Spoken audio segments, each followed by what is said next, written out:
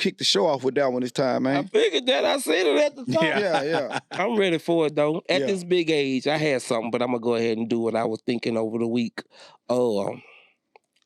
We know life, it either unfolds or it comes together according to the experience that we've endured, things we went through, how it built us, however we grew up from the streets or whatever. My question is, at the end of the day, we figure it out. Mm-hmm. My question is, at this big age, what is that one thing you regret? That one thing you regret. The one thing you regret. One thing you regret. Hey, you should have asked me that before the podcast so I could think about it. Yeah, I hit you with that I regret a whole lot of stuff, man.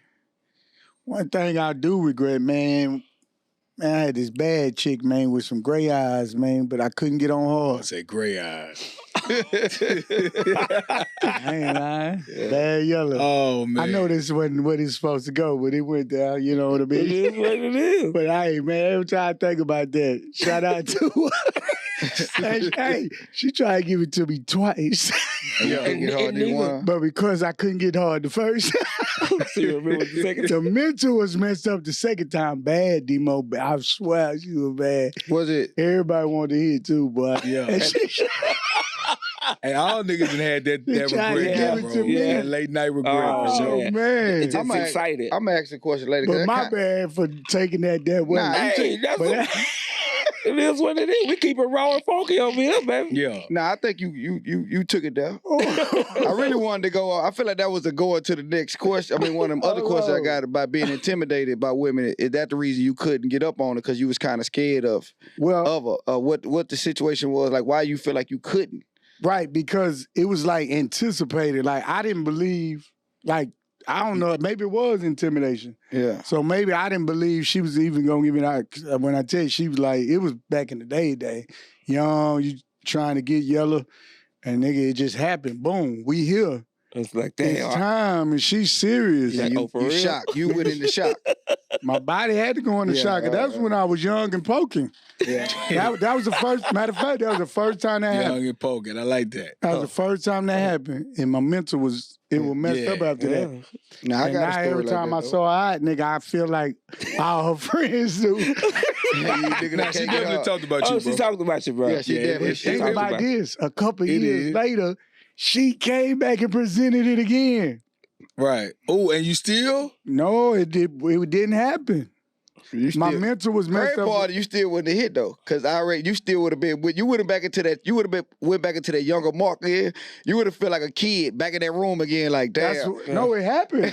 That's how I felt. Oh, it did. Yeah, it happened. Yeah. 2 years later, we ended up in the room. Gave you that, so that means she didn't really feel bad about the first time. Right. She really liked you on some shit, and she gave you a second opportunity. No, she really liked me. Right. Yeah, but your mental for that's a crazy. I ain't no drink. I don't even think I was drinking back then. You always been drinking. Hey, look, more. I'm not calling your mind off of it. More. I'm not calling you Cutter no more, bro. You ain't cutting shit. I had never popped a gold nugget. Right. I had never did nothing. I told I was younger days. That's crazy though. I would have been. Nah, let me finish this segment first. Okay. At this big age, the only thing I always go back to, man, I regret that I didn't really pursue, like chase my dreams at an early age. You know what I'm saying? Like I had things I wanted to do. Mm-hmm. You know, coming out of high school, but just with the stigma of being from the hood. You know, like I wanted to get into like modeling. You know, taking pictures, you know, shit that's popular now. You know what I'm saying? Yeah. But coming out of high school, we didn't have the platform, the social media and all that type of stuff. You know, I tried to go take some headshots in high school. I ain't show nobody. I ain't want nobody to be like, this nigga weird, man. You know what I'm saying? So it's things that I always been into, like fashion, wanted the clothing line. I used to draw clothes as a kid, you know what I'm saying? But I never pursued nothing because just the hood, bro. Just I got the TSU, got the party, and I didn't even pursue like the business management scholarship that I wanted. So that's the only thing I always regret, that I didn't start this journey early of things that I'm taking care of now. Right. Because even DJing, I had opportunity to get into the club business early with Labo and them. And they tried to get me with them, and they because I was from Houston, Phil. You know, everybody they like, man, Reese, man, you don't want, man, I ain't doing that shit. You know what I'm saying? Like that's just my mentality back then. Right. Because I was too cool, but I really wasn't cool at all. Right. You know what I'm saying? When I go back to that was cool. I was trying to be tough. I was trying to be, walk around with this persona like Phil Ward. You know what I'm saying? Like, man, I ain't on none of that. I'm gonna come to the club. We'll tear that bitch up. That nigga, you know what I'm saying? But instead of standing at the door, getting the money, passing out flyers, you know what I'm saying? Like, it's stuff I should have done at my early ages that I'm just starting to get into now. So that's the only thing I really regret, like pursuing my goals and my dreams that I had back then. Okay, I like that. When it comes to regrets, man, you kind of be like, nah, you know what? I don't have no regrets because everything was supposed to happen when it happened. Correct. And you learn from, if you consider it as a mistake or if you can consider it a L, you learn from that shit, you feel me? But mentally, internally, you do be like, you know what, something, I kind of regret that shit. I would have done it, if I would have known at this big age, I would have done it differently. So I guess with me, man, when I got hurt at PV, when I got hurt at PV, man, playing ball and shit like that, I probably could have came back and really rehab, came back and came stronger. But I kind of just like, you know what, I took the lazy route and just focused on trying to get up out of school. So I kind of regret that and not really taking ball more serious. Pause again. Football, bro. Not taking football a little bit more serious.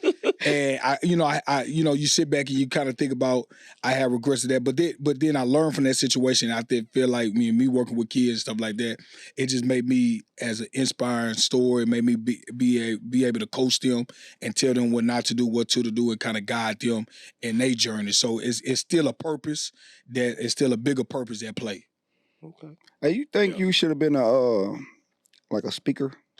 Huh? You think you should? I think you should have been like a speaker, like. So you think I should have took that contract with Breakfast Club when they asked me about? I think you're a great speaker, man. I think when you deliver, you started off giving us the regret, then you went into what you really regret. You know what I'm saying?